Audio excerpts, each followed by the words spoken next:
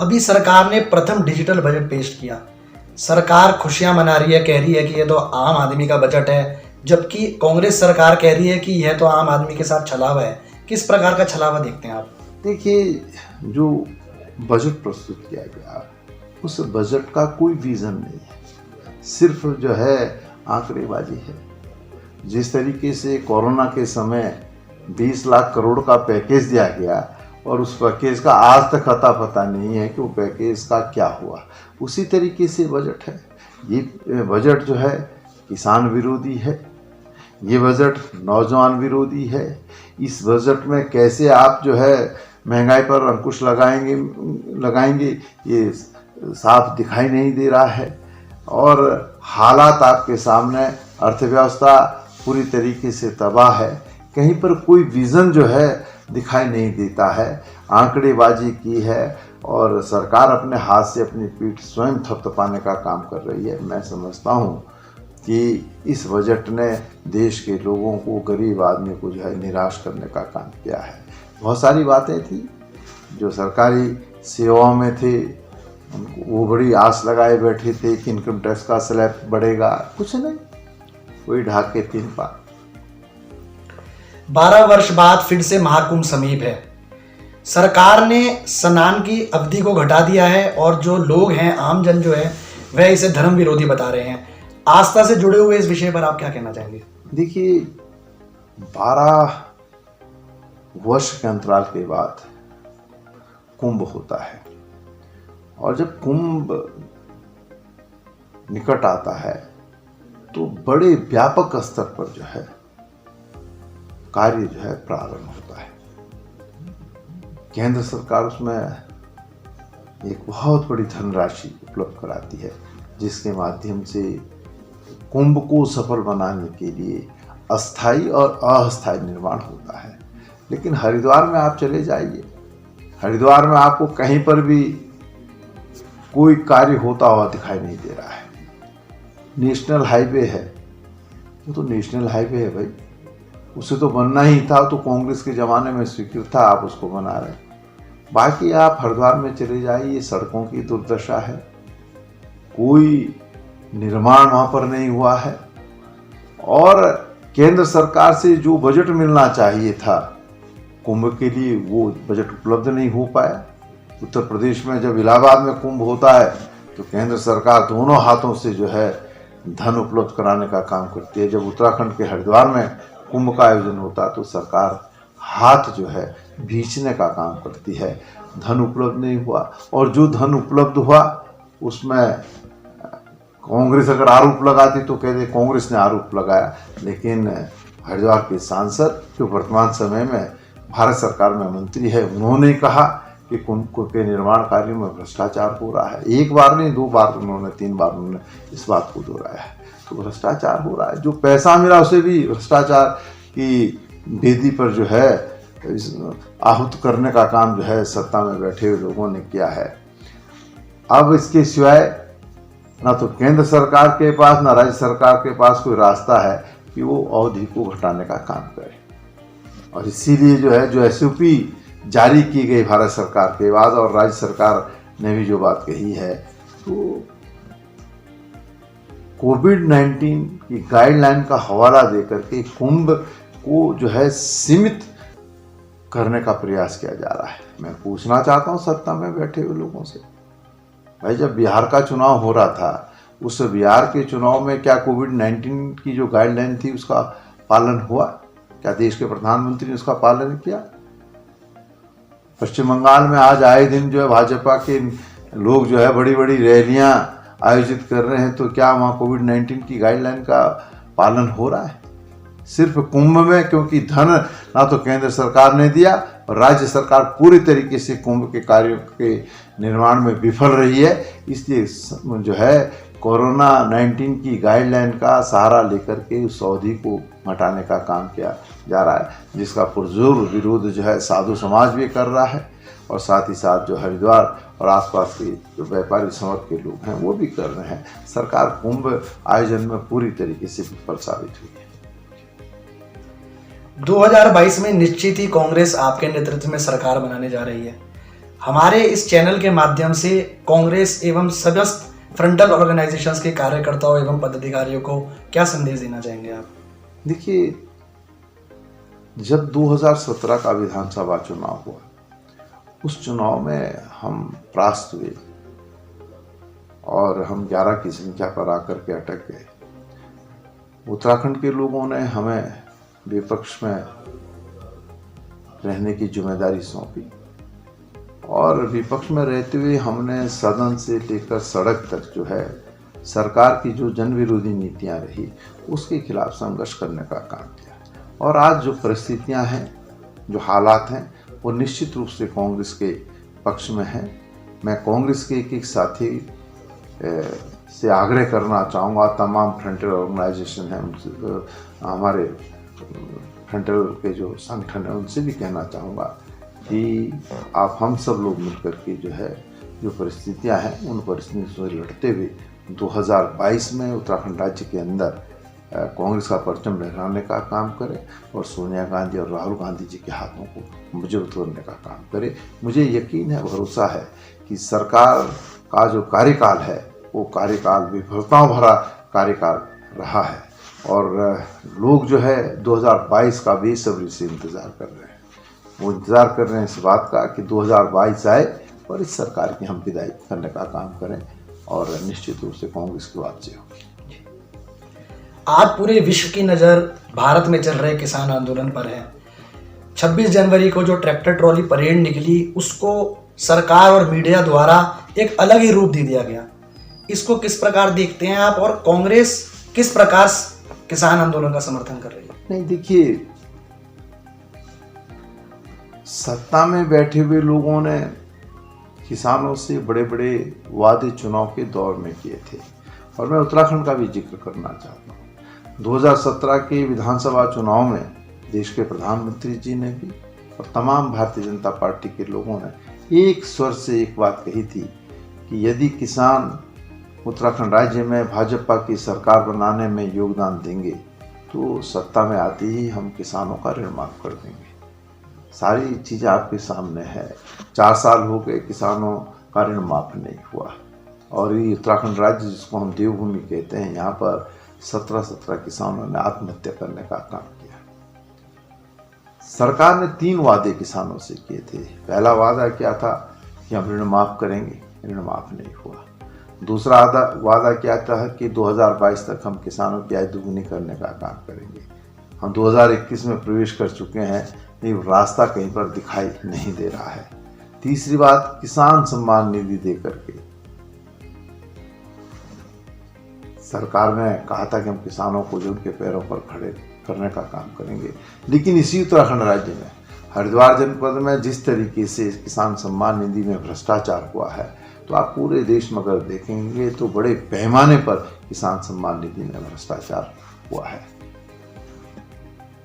ये बात तो सरकार ने पूरी नहीं की, बल्कि उसके उलट जो है 3 काले कानून लाने का काम किया और उन 3 काले कानूनों के विरोध में किसान सड़क पर संघर्ष करने का काम कर रहे हैं। किसानों का कहना है कि ये कानून जो है किसानों के हितों को संरक्षित नहीं करते हैं, लेकिन सत्ता में बैठे हुए लोगों के कान पर जूं तक नहीं रहेंगे। देश के प्रधानमंत्री जी जो है मोर को दाना खिलाने का समय उनके पास है, अपने मन की बात कहने का समय उनके पास है, लेकिन किसानों से वार्ता करने का समय देश के प्रधानमंत्री के पास नहीं।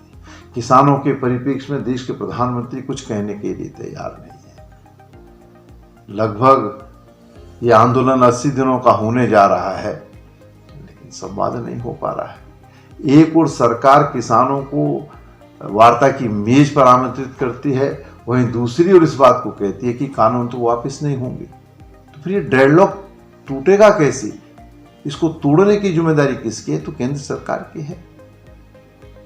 और प्रधानमंत्री जी ने भी लोकसभा में कह दिया कि कानून तो वापस नहीं होंगे। तो फिर भाई बताइए रास्ता कौन सा है? किसान इस बात पर अड़े हुए हैं कि ये काले कानून वापस होने चाहिए और निश्चित रूप से काले कानून है। मैं कहना भी चाहता हूं, आप देख लीजिए, सरकार कहती है हम एमएसपी को समाप्त नहीं करेंगे, और जब आप कानून बना रहे हैं उस कानून में एमएसपी का जिक्र क्यों नहीं कर रहे हैं? कर दीजिए ना, जब आप समाप्त नहीं कर रहे। सरकार कह रही है हम मंडी समाप्त नहीं करेंगे, तो कानून में जिक्र कर दीजिए। लेकिन सरकार की मंशा बड़ी साफ है। मंडी में सरकार ने दोहरी व्यवस्था, एक मंडी होगी सरकारी, एक होगी निजी मंडी। जो है होगा क्या, केंद्र सरकार जो है समर्थन मूल्य घोषित करेगी, और समर्थन मूल्य जब घोषित होगा तो जो सरकारी मंडी होगी वो स्वाभाविक बात है, जो सरकार का समर्थन मूल्य होगा उस पर खरीद करेगी। लेकिन जो प्राइवेट मंडी होगी वो थोड़ा ज़्यादा दाम दे देगी, और ज़्यादा दाम देगी तो किसान प्राइवेट मंडी में अपना सामान ले जाएगा। ये प्रक्रिया 3-4 साल तक चलेगी, और 3-4 साल तक ये प्रक्रिया चलने के बाद क्या होगा, जब सरकारी मंडी में आवक नहीं होगी, सरकारी मंडी में कोई आएगा नहीं, तो सरकार क्या करेगी? मंडी को बंद कर देगी। सरकार कहेगी भाई कोई खरीद हमारे यहाँ नहीं हो पा रही है, तो हम जो कर्मचारी हैं वहाँ पर जो कार्य करें उनका वेतन का भुगतान कैसे करें? जैसे ही क्या नाम है सरकारी मंडी बंद होगी तो फिर प्राइवेट जो प्लेयर होगा, जो प्राइवेट मंडी वाला होगा, उसकी मोनोपोली हो जाएगी। तो क्या बात है, क्या जिक्र? आप प्राइवेट मंडी पर भी जो है एमएसपी लागू करने का कानून बनाइए ना, क्यों दिक्कत हो रही? और बड़ी सरकार ने बड़ी जो है बिहाइंड द कर्टन जिसको हम कहते हैं, सरकार ने बड़े बड़े उद्योगपतियों से पर्दे के पीछे हाथ मिला लिया। उन्होंने 1955 में एक कानून था जिसको हम आवश्यक वस्तु अधिनियम कहते हैं, जिसमें ये प्राविधान है कि आप एक सीमा तक जो है भंडारण करेंगे, और उस सीमा से ऊपर अगर आप भंडारण करेंगे तो आपके खिलाफ उस कानून के तहत कार्रवाई होगी। आपने इस कानून को समाप्त कर दिया। आपने प्राइवेट प्लेयर्स को खुली छूट दे दी कि आप जितना चाहे भंडारण कर लीजिए, जितना चाहे भंडारण कर लीजिए। जब असीमित भंडारण होगा, आपने कानून समाप्त कर दिया, तो जो भंडारण करेगा वो व्यक्ति अपनी चीजों को बाहर कब लाएगा? अपनी टर्म्स और कंडीशन पर लाएगा, दरें बढ़ा करके लाएगा। उससे क्या होगा? महंगाई बढ़ेगी। तो सिर्फ किसानों को नुकसान नहीं होगा, बल्कि साथ साथ आम जो उपभोक्ता होगा उसको भी नुकसान होगा। उसको महंगी चीजें मिलेगी। वो मजदूर जो पूरे दिन में मजदूरी करके अपने परिवार का भरण पोषण करता है, तो उसके सामने जो है जीवन यापन का संकट पैदा हो जाएगा। तो ये स्थिति है, ये हालत है। सरकार जो हठधर्मिता पर है। 26 जनवरी का जिक्र करना चाहता हूँ। किसानों ने कहा कि हम जो है ट्रैक्टर रैली निकालेंगे, ट्रैक्टर परेड निकालेंगे। उनके लिए रूट सुनिश्चित कर दिए गए, वो उस रूट पर निकले। लेकिन वो कौन लोग थे जिन लोगों ने रूट को बदलने का काम किया? आखिर किसने लीड किया उसको? जब कोई लीड करता तो आम किसान को क्या पता? और जब रूट बदला गया तो उस समय पुलिस क्या कर रही थी, सरकार क्या कर रही थी? वहीं पर रोक देना चाहिए था। आपने जाने दिया और जाकर के वो लाल किले पर चले गए। लेकिन कौन वो व्यक्ति था? वो व्यक्ति तो वही था जिसका प्रधानमंत्री के साथ फोटो है। और फोटो भाई एक भीड़ में फोटो हो तब तो कहा जा सकता है भाई भीड़ में कौन कहाँ खड़ा है, कुछ पता नहीं है। लेकिन प्रधानमंत्री की सुरक्षा बहुत कड़ी होती है, वो इतनी नज़दीक भी नहीं आ सकता था अगर ऐसा व्यक्ति होता हो जो जिसको अवांछनीय तत्व कहते हैं। लेकिन नहीं, प्रधानमंत्री के साथ 4 लोग खड़े हैं, प्रधानमंत्री के बगल में फोटो खिंचा रहा है, देश के गृह मंत्री के साथ फोटो है, और जो सांसद हैं, एक ही परिवार के 2-2 सांसद हैं, उनके साथ, उनके परिजनों के साथ फोटो है। तो घटना को अंजाम देने का काम किसने किया? एक सुनिश्चित था, ये भारतीय जनता पार्टी के द्वारा जो है ये कृत्य किया गया, जिसका ठेकरा जो है किसानों के सर पर फोड़ने का प्रयास जो है केंद्र की सरकार ने किया। लेकिन मैं किसानों को सैल्यूट करना चाहता हूँ। और जिस तरीके से आंदोलन को समाप्त करने के लिए पुलिस बल का प्रयोग किया गया, चारों तरफ घेराबंदी की गई, लेकिन किसान उससे अडिग नहीं हुए, बल्कि आंदोलन और मजबूती के साथ उभर करके सामने आया और सारी चीजें सामने आ गई।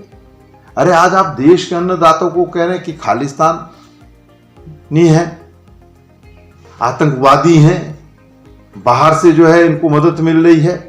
अरे अगर ये खालिस्तानी है तो सरकार किसकी है? आप कार्रवाई करो ना।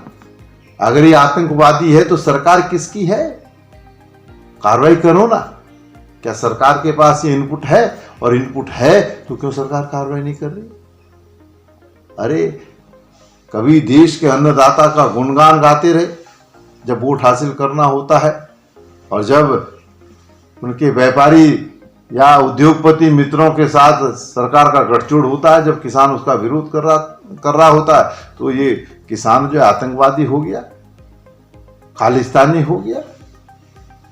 और मैं कहना चाहता हूं कि राष्ट्रीय अध्यक्ष सोनिया गांधी जी ने, राहुल गांधी जी ने कांग्रेस जनों का आह्वान किया है कि किसानों की इस लड़ाई में कांग्रेस किसानों के साथ खड़े होने का काम करे, और इसलिए पूरे कांग्रेस के लोग किसानों के साथ लाभबद्ध खड़े। महंगाई पर अंकुश लगाने में केंद्र एवं प्रदेश सरकार दोनों ही विफल साबित हो रही है। देखिए, अगर इस सीट पर आज एज एंकर मैं बैठा हुआ हूं, अगर इस सीट पर मेरी जगह नरेंद्र मोदी जी या त्रिवेंद्र सिंह रावत जी बैठे होते तो उनको आप कम से कम शब्दों में क्या कहना चाहते? देखिए, मैंने कहा ना कि जब जब इस देश के अंदर चाहे लोकसभा के हो चाहे राज्यों के चुनाव हो, एक नारा भाजपा ने बुलंद करने का काम किया कि बहुत हुई महंगाई की मार, अब की बार भाजपा सरकार। लेकिन आज हालात क्या है?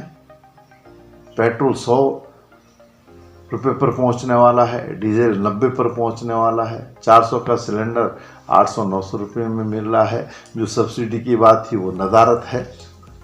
एक और गरीब आदमी कोरोना की महामारी से जंग लड़ रहा है, वहीं दूसरी ओर जो है वो महंगाई से लड़ाई लड़ने का काम कर रहा है। बाजार में ना तो सब्जी खरीद सकता है ना दाल खरीद सकता है। महंगाई ने गरीब आदमी की कमर तोड़ने का काम किया है। तो भाई कांग्रेस के ज़माने में, यूपी की जब सरकार थी डॉक्टर मनमोहन सिंह जी की और सोनिया जी की, उस जमाने में जो है यही भाजपा के लोग थे जो सड़कों पर आंदोलन कर रहे थे। आज क्यों मौन है? क्यों महंगाई पर हम कुछ नहीं लग रहा है? आज देश की जनता पूछ रही है। उत्तराखंड के लोग इंतजार कर रहे हैं 2022 का। उत्तराखंड में भ्रष्टाचार भी चरम सीमा पर है, इस पर क्या प्रतिक्रिया देना चाहेंगे आप? देखिए, जब सरकार का गठन हुआ, सरकार गठन के बाद जब प्रदेश के मुख्यमंत्री जी ने पहली प्रेस वार्ता संबोधित की तो 2 बातें उन्होंने कही थी।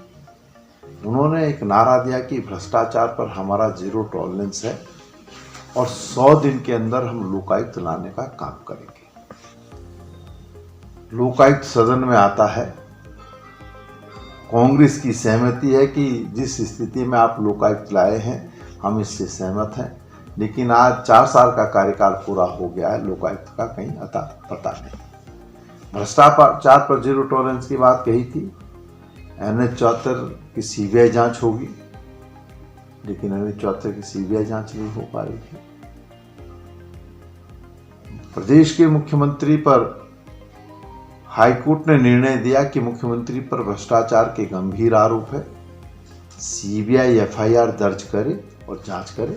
हम मुख्यमंत्री जी से पूछना चाहते हैं, जब भ्रष्टाचार पर 0 टॉलरेंस है तो CBI जांच से क्यों भाग रहे हो?